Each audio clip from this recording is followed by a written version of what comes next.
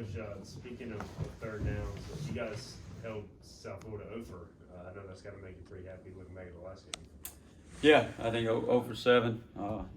Only negative part, I think we need more than 7. So we need to get them third down a little bit more often. But, guys did a good job on third down, just getting off the field. And I think 4 different times we went for it on fourth down there, so had short yardage. But and that's something we take a lot of pride in. Our guys taking a lot of pride in right now. So did a good job with it, and hopefully continue to do that this Saturday against Temple. What do you see from Temple offensively? Good football team. I mean, a year ago, just kind of looking back at that film, they were able to move the football, run the football on us, and do some things there. So we got to be sound on the running game. And they're going to get in 12 personnel, 13 personnel, and bring it downhill at you. Then they'll get 11 personnel spread it out, 0-1 personnel, and go empty on you. So they're going to give you a lot of different looks and a lot of different weapons over there. If they're some bigger tailbacks, it'll get downhill. I think 215 is the 2 guys that rotate in there the most. Those guys weigh around 215. And the third guy's 220. So the guys can get downhill. And the quarterback, started the game in the SEC at Georgia versus Arkansas. And he's got some good wideouts out wide, 0 and 5. One of the impressive young guys is number 84, the tight end. He's not necessarily your traditional tight end. He's more of a flex out. He'll be in, he'll go in motion, do those type of things. So they got a lot of different weapons, can attack you a lot of different ways, whether it's spreading you out through the air or on the ground game. So we got our hands full. And they got a lot of motion, shifts, trades, so they can get you, eyes in a lot of different places. And we're talking to our guys about eye discipline. Make sure you got your eyes on your keys. The thing we always say, see a lot, see little, see a lot. So that's kind of what we've been preaching and focusing on this week. What, if anything, is difficult about teams that actually kind of slow it down on offense instead of speed it up, which you guys are probably a lot more used to, and yeah, they actually huddle and those kinds of things? What, if anything, makes that? Yeah, they're non-traditional. They huddle. Yeah. 20 years ago we would have said the opposite, but yeah, they're going to huddle. They're going to take the time. I think average about 12 to 15 seconds on the play clock before they snap the football. Now, once they come out of that huddle, they come out of it pretty quick. So, everything you're calling it off of is based off their personnel. And you're not able to see maybe the picture of the look before the ball snaps. So your guys and your players, they got to be able to adjust, check some things on their own. Sometimes, some situations, some weeks, you're able to control that and that menu for them. And now it's kind of back to the full menu where they can get 11 personnel or 12 personnel and a bunch of different formations. So they got to be on their toes of what looks they're going to get out of those personnel groupings. And it makes things a little bit more difficult in that aspect. And the fact, like you said, you don't see it every week like you used to. So that's a little bit different. And our kids have done a pretty good job handling it. South Carolina huddled early in the year, so we have had some experience with it. So it's some familiarity for our kids.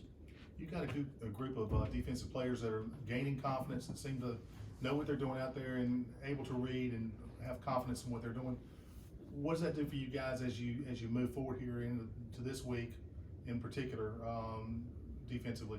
Yeah, and you should have come November a group of guys that, confidence keeps building. They're getting better and better every week and playing pretty good together as a group. And they enjoy being around each other. Sometimes I just had to get on them a little bit. It's like, hey guys, I know you enjoy each other, you like each other, you love hanging out with each other.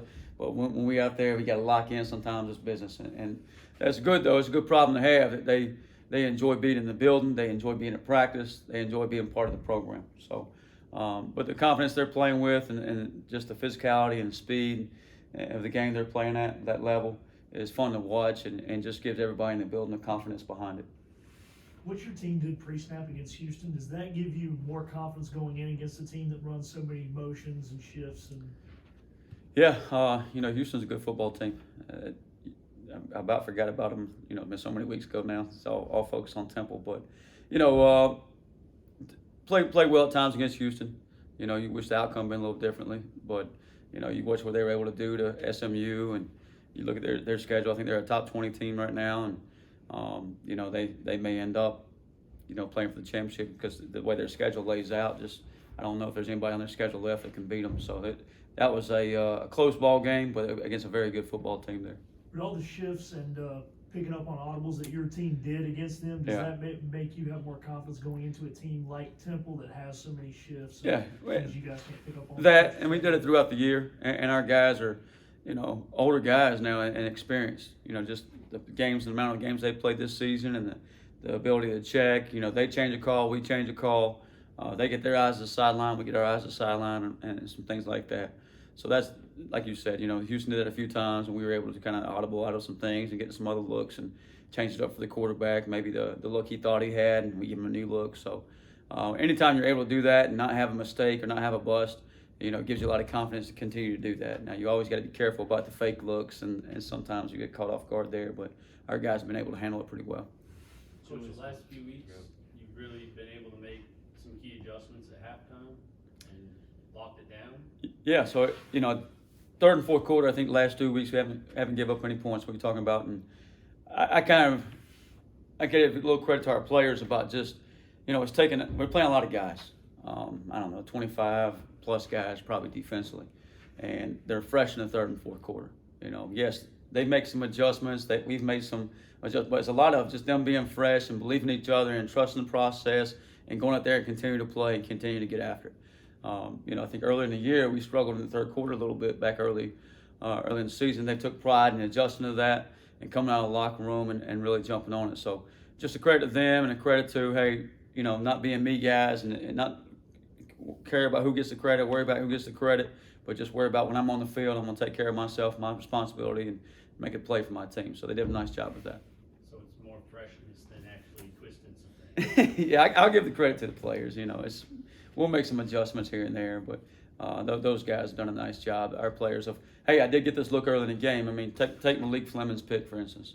Malik got that same out route early in the ball game.